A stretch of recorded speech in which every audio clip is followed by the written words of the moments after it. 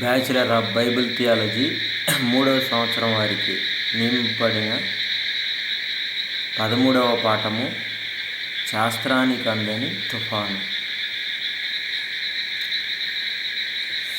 నేడున్న సాంకేతిక పరిజ్ఞానం మానవునిపై తీవ్ర ప్రభావం చూపుతుంది. ఎంతగా మనిషి అభివృద్ధి పొందుతూ ఉన్నాడంటే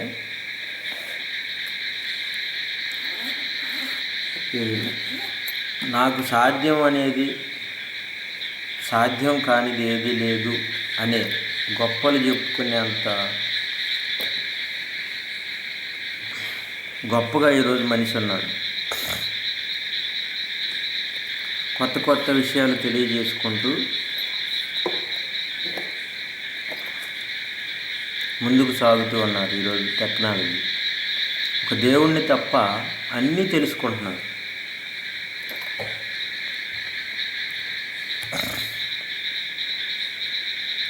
అన్ని స్థితుల్లో ఉన్నతంగా ఉన్నారు ఈరోజు శాస్త్ర ప్రపంచం కానీ మనిషి కానీ. ఇలాంటి శాస్త్రవేత్తలకే తెలియని గొప్ప సంగతే మన ఈ పాఠం అన్నమాట. నేడు విపత్తులు సంభవించగానే అసలు ఎందుకు ఇవి జరుగుతున్నాయి అని ఆలోచించకుండా పెను విపత్తులు అసలు ఎందుకు జరుగుతున్నాయి అనుకోకుండా ప్రకృతి కన్యారా చేసిందని కొందరంటే, ప్రకృతి వైపరీత్యాలని మరొకరు,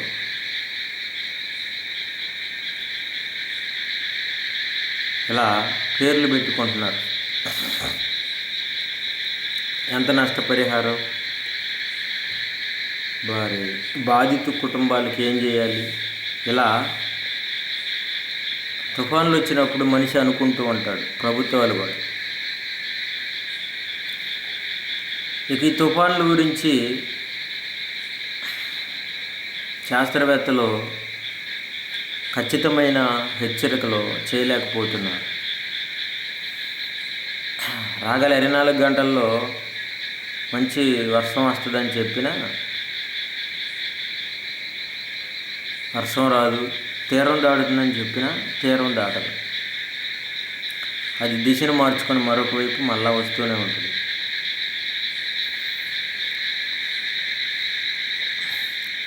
ఈనాడు వాతావరణ శాఖలో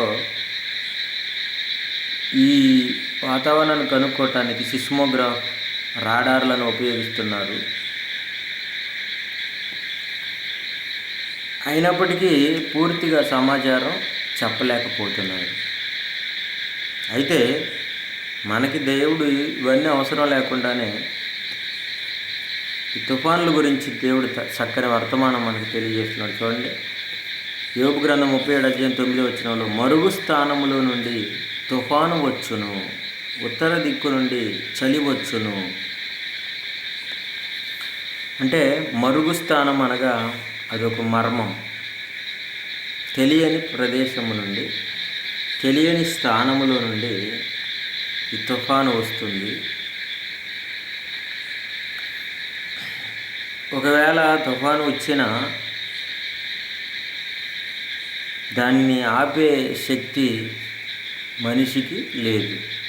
వస్తుందని ఒకవేళ ఊహించి చెప్పవచ్చు, కానీ ఆపే శక్తి మాత్రం మనిషికి లేదు.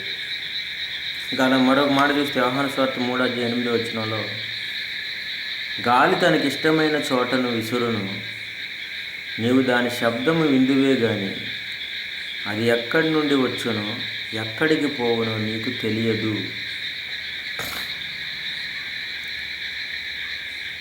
కనుక గాలి వర్షముతో కలిస్తే మనం తుఫాను అంటాం. ఈ తుఫాను ఎక్కడి నుండి వస్తుందో తెలియదు. తర్వాత గాలి కూడా ఎక్కడి నుండి వచ్చునో తెలియదు. గాలి శబ్దాన్ని మాత్రం మనం వింటాం, దాని తీవ్రత తెలుసుకుంటాం. కాబట్టి ఈ తుఫాను వచ్చి అనేకులకు బాధ మిగిల్చి, కన్నీటిని మిగిల్చి, నాశనం చేసి వెళ్తూ ఉంటుంది. కానీ మనిషికి మాత్రం అది తెలియదు, శాస్త్రవేత్తలకు కూడా తెలియదు. అందుకే జ్ఞాని అయిన సొలొమోను గారు ఒక మాట అంటున్నాడు. ప్రసంగి 11:4 గాలిని గుర్తుపట్టువాడు విత్తడు, మేఘములను విత్తువాడు, మేఘములను కనిపెట్టువాడు కోయడు. అనే మనిషి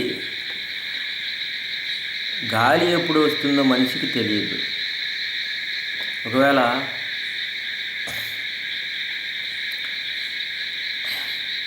ఈ మేఘాలు వచ్చి వర్షం కురుస్తుందని తెలిస్తే విత్తనాలు విత్తాడు.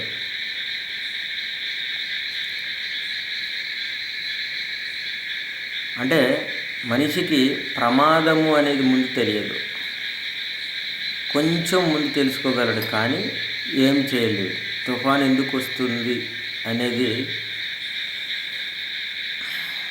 మనకి ఎవరు తెలియజేస్తారు అని మనం ఆలోచిస్తే, ఇర్మియా గ్రంథం 23:19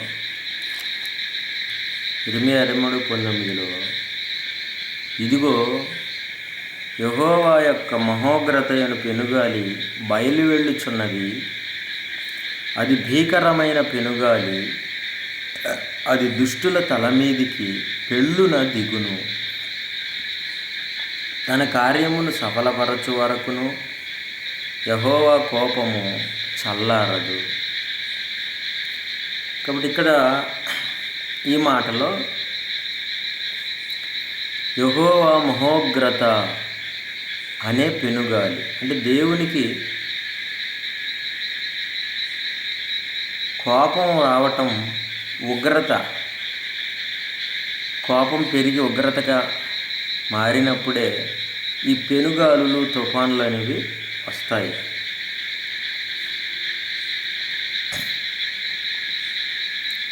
అంటే మహోగ్రత, కోపము ఎందుకు వచ్చిందంటే, దుష్టులైన వారు మనుషులు భూమి మీద పెరిగిపోతున్నప్పుడు వాళ్ళని తుడిచిపెట్టడానికే ఈ తుఫాను వస్తుంది.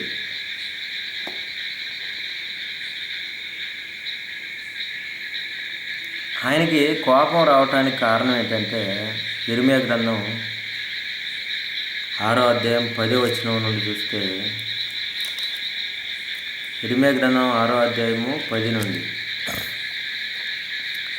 విందురని నేనెవరితో మాటలాడేదను, ఎవరికి సాక్ష్యం ఇచ్చేదను, వారు వినుటకు తమ మనస్సు సిద్ధపరుచుకొనరు గనుక వినలేకపోయేది.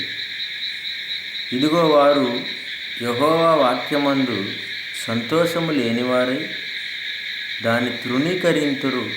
కావున నేను యెహోవా క్రోధముతో నిండి ఉన్నాను, దానిని అణుచుకొని విసికి ఉన్నాను. ఒకడు తప్పకుండా వీధిలోనున్న పసిపిల్లల మీదను యవ్వనుల గుంపు మీదను దాన్ని కుమ్మరింపవలసి వచ్చెను. భార్యాభర్తలను, వయస్సు మీరిన వారును, వృద్ధులను పట్టుకొనబడెదరు. ఏమీ మిగలకుండా వారి ఇండ్లును, వారి పొలములను, వారి భార్యలను ఇతరులకు అప్పగింపబడుదురు. ఇక్కడ దేవుని వాక్యాన్ని దేవుడు తన బిడ్డల ద్వారా ప్రకటిస్తున్నప్పుడు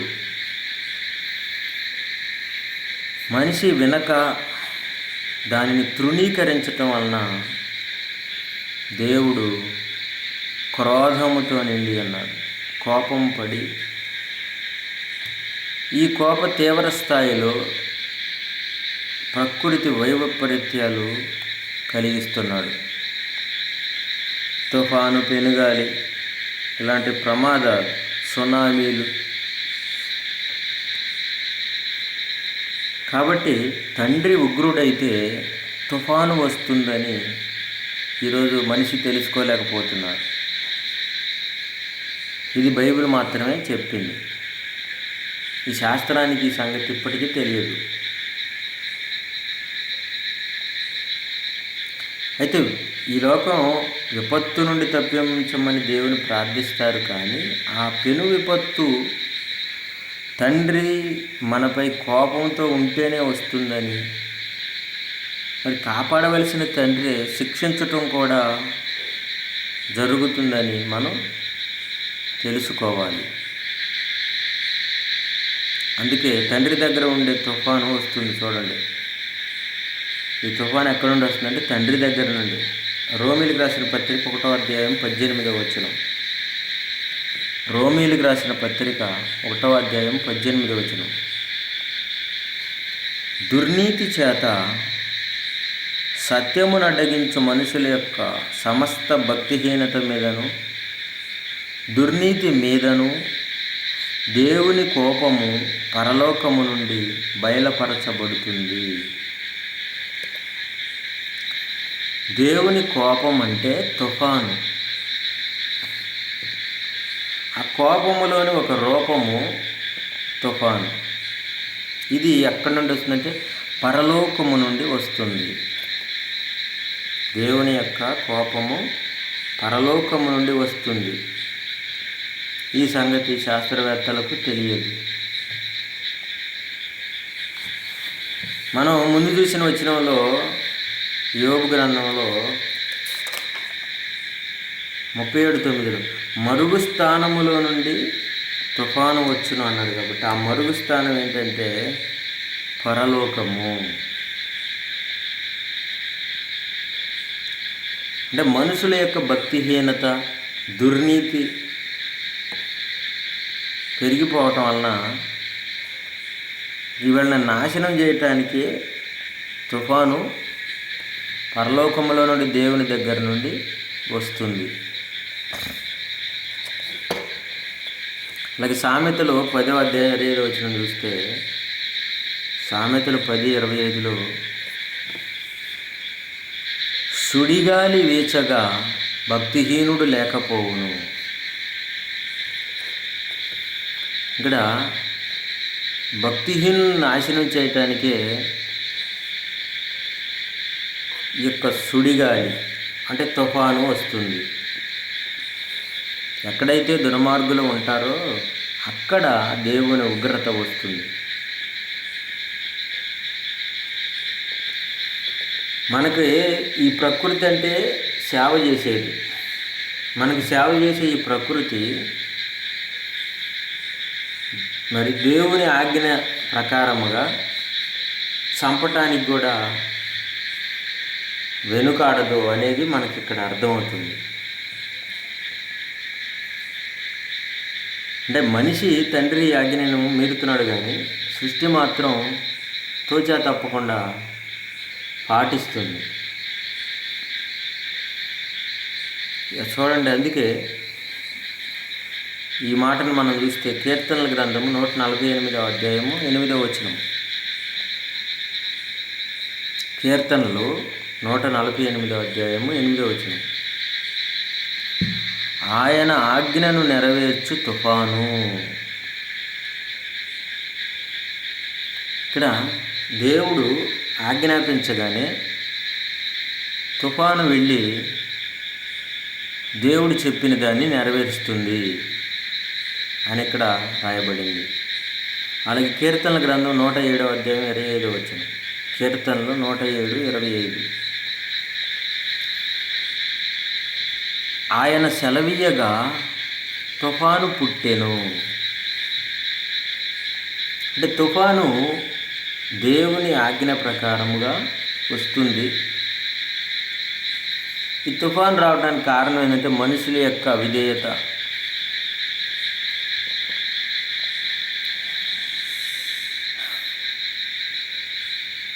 మనం ఒక సముద్రం దగ్గరికి వెళ్తే సముద్ర కెరటాలు మన పాదాలను తాకి వెనక్కి వెళ్ళిపోతూ ఉంటాయి. ఇలా వచ్చే సముద్ర కెరటాలే మరి దేవుడు ఆజ్ఞాపిస్తే అవి మనిషిని చంపటానికి పైకి వచ్చేసి ఎక్కువగా వచ్చేస్తూ ఉంటాయి. అందుకే ఈ మనిషి దురాగతాలని తట్టుకోలేకే మరి దేవుడు ఇలాంటి కీడులు రప్పిస్తున్నాడు. చూడండి, ఇర్మియా గ్రంథం 25వ అధ్యాయము 32వ వచనం. ఇర్మియా గ్రంథము 25వ అధ్యాయం 32వ వచనం. సైన్యములకు అధిపతియగు యెహోవా ఇలాగు సెలవిచ్చుచున్నాడు, జనము నుండి జనమునకు కీడు వ్యాపించుచున్నది, బూదిగంతముల నుండి గొప్ప తుఫాను బయలు వెళ్ళుచున్నది. ఆ దినమున యెహోవా చేత హతులైన వారు ఈ దేశము యొక్క ఈ దిశ నుండి ఆ దిశ వరకు కనబడుదురు.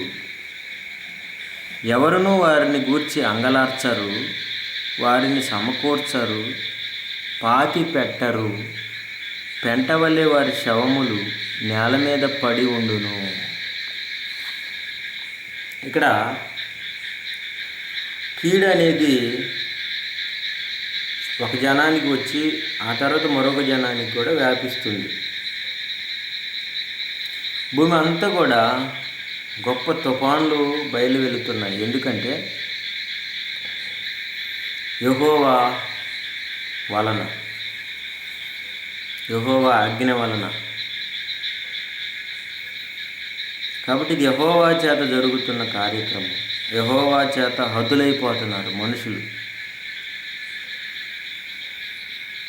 ఒక్కోసారి ఈ దేవుని ఉగ్రత వచ్చినప్పుడు మనుషులపై, ఈ తుఫాన్లు వచ్చినప్పుడు, సునామీలు, వరదలు వచ్చినప్పుడు వారిని గూర్చి ఏడ్చేవారు కూడా ఉండకుండా వాళ్ళ అందరు చనిపోతూ ఉంటారు. వాళ్ళని సమాధి చేసే కార్యక్రమాలు చేసేవాళ్ళు కూడా ఉంటారు.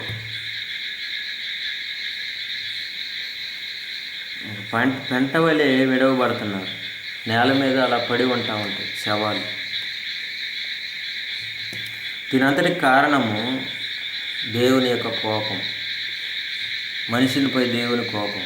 అలాగే నహూము గ్రంథము 1వ అధ్యాయము 2వ వచనం నుండి చూస్తే, యెహోవా రోషము గలవాడై ప్రతీకారము చేయును,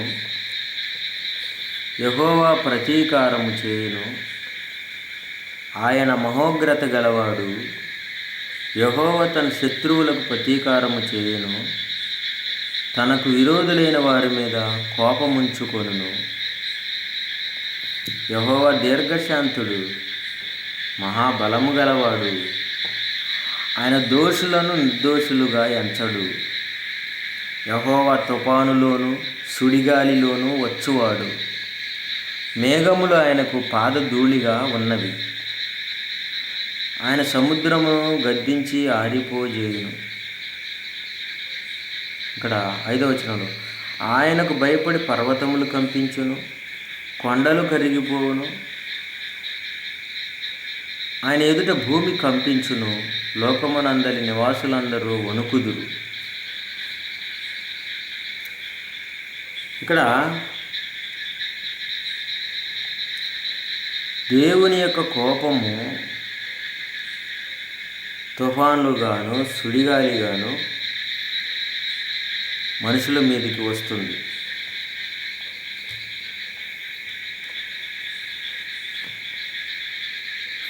దేవునికి విరోధులైన వారందరి మీదకి ఇది వస్తుంది. అలా వచ్చినప్పుడు మనిషి ఏం చేస్తున్నాడు? ఈరోజు శాస్త్రవేత్తలు ఈ తుఫాన్లకు పేర్లు పెడుతూ ఉంటారు. కానీ ఎందుకు వస్తుంది అనే ఈ సంగతిని తెలుసుకోకుండా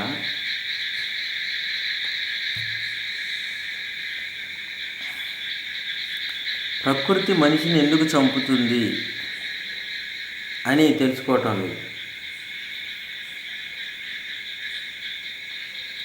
ఇదంతా ఎందుకు జరుగుతుందంటే, మనకు బైబిల్ ఏం చెబుతుందంటే, దేవుని కుమారులు నేటి ప్రపంచంలో కరువైపోయారు.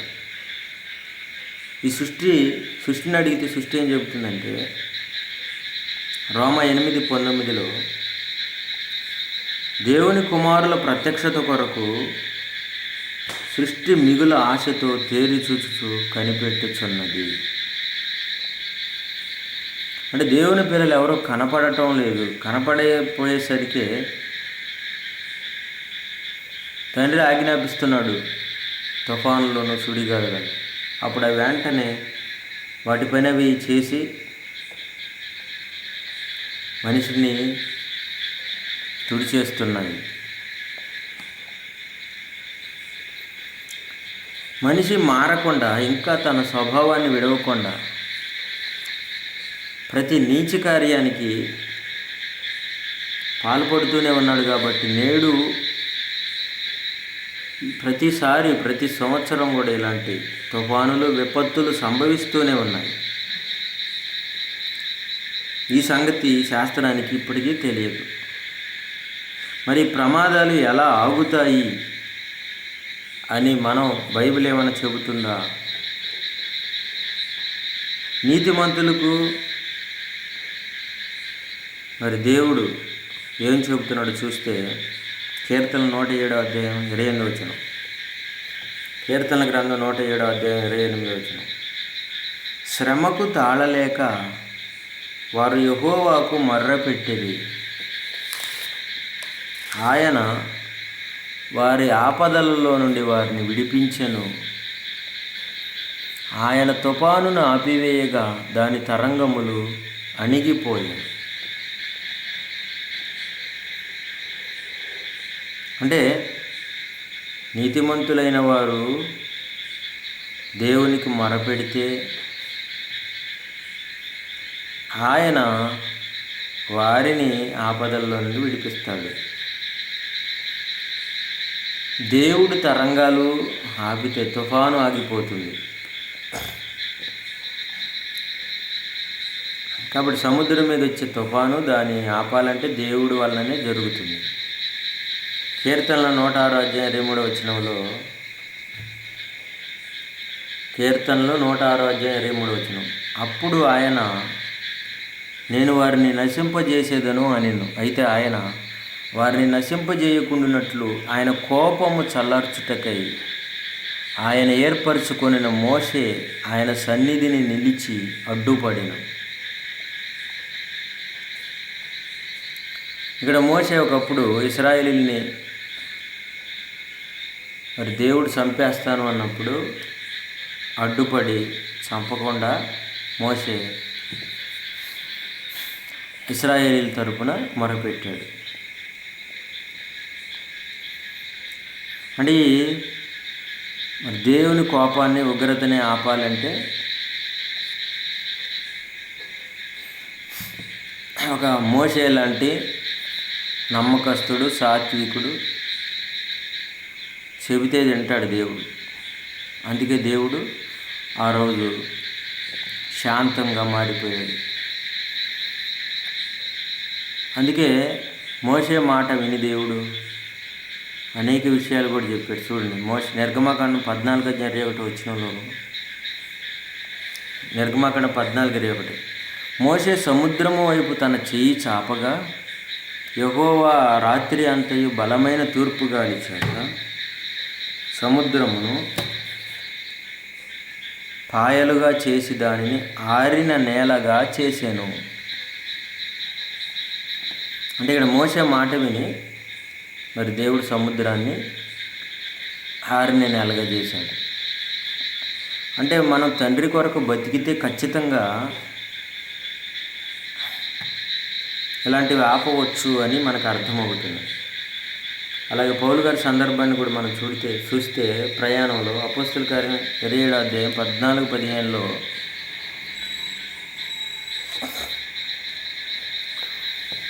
పౌలు గారికి ఆ యొక్క ప్రయాణంలో సముద్రంలో ఓడ ప్రమాదంలో ఇరుక్కున్నప్పుడు దూత కనపడి జరగబోయేది దేవదూత పౌలు గారికి చెప్పటం జరిగింది. కాబట్టి దేవుని జ్ఞానాన్ని ఎరిగి ఆ విధంగా మరి మనసు మార్చుకొని ఆయన మనసు తెలుసుకునే పనిలో ఉంటే ఈ ప్రమాదాలు తప్పిపోతాయి. అలా కాకుండా మారు మనసు పొందకపోబట్టి ఈరోజు ప్రమాదాలు సంభవిస్తున్నాయి. ఇలాంటి సందర్భం మనకి ఒకటి జరిగింది బైబిల్లో.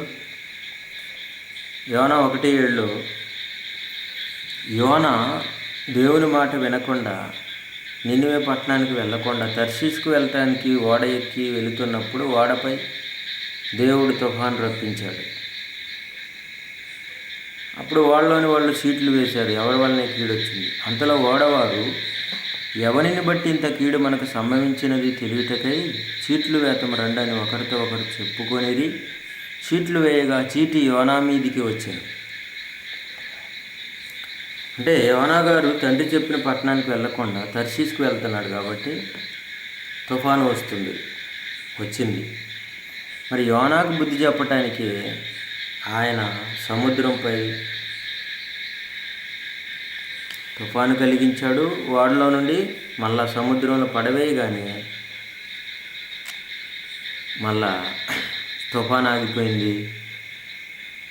యోనాకు బుద్ధి చెప్పటానికి తిమింగలాన్ని దేవుడు సిద్ధం చేసి యోనాను మళ్ళా తిమింగలం కడుపులో భద్రపరిచాడు. ఇలా మరొక సందర్భాన్ని మనం చూస్తే దేవుని కోపంతో మారు మనసు పొందిన వారిపై ఇవి వస్తున్నాయని చెప్పడానికి లోక 13:1-4 ప్రభు చెబుతున్నమాట. లోక 13:1-4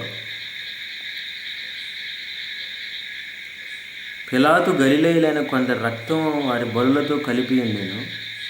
ఆ కాలమున అక్కడ ఉన్న కొందరు ఆ సంగతి యేసుతో చెప్పగా ఆయన వారితో ఇట్లనెను, ఈ గలిలయులు అట్టి హింసలు పొందినందున వారు గలిల అందరికంటే పాపులను మీరు తలంచుతున్నారా? కారని మీతో చెప్పుచున్నాను, మీరు మారు మనస్సు పొందని ఎడల మీరందరూ అలాగే నశింతురు. ఇక్కడ మారు మనసు పొందకపోవటం వలన గోపురం పడి 18 మంది చచ్చిపోయారు. కనుక మారు మనసు మార్చుకొని నీతి ప్రవర్తన గలవారై దేవుని ఉగ్రతను తప్పించుకోవాలి. దేవుని కోపం రాకుండా మనం దేవుని కోసం బతికితే మనల్ని బట్టి దేవుడు కాపాడుతాడు, ప్రకృతి నుండి విడిపిస్తాడు. కాబట్టి ఇప్పటికైనా శాస్త్రాన్ని మనం నమ్మక శాస్త్రాన్ని తలదన్నే బైబిల్ని విశ్వసించి బైబిల్ యొక్క ఖ్యాతిని ఔన్నత్యాన్ని ఈ ప్రపంచానికి తెలియజేసి ఈ శాస్త్రం నోరు మోగబోయేలా క్రీస్తుని గురించిన గొప్ప సంగతులు మనం లోకానికి పరిచయం చేయాలి. గనుక శాస్త్రం ఎంత ప్రయత్నించినా సరే తుఫానును ఆపలేదు. ఆ శక్తి దేవునికి మాత్రమే ఉంది. మత్తయి సువార్త 8:23 ఒక మాట చూసి మనం ముగించుకుందాం. మత్తయి సువార్త 8:23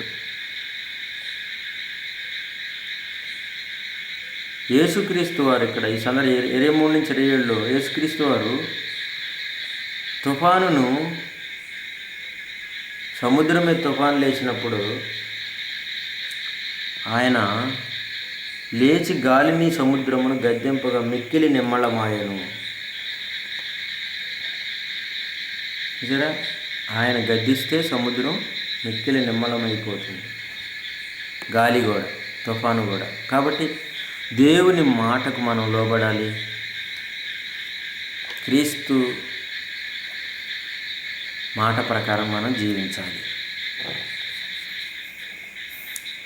కాబట్టి ఈ శాస్త్రవేత్తలు మోసగాళ్ళు, ఈ శాస్త్రవేత్తల్లో మోసగాళ్ళని మనం తెలుసుకొని దేవుని యొక్క మాటలను శాస్త్రానికి అందని తుఫానును కూడా చెప్పిన దేవుని మాటలను బహుగా ప్రకటిద్దాం.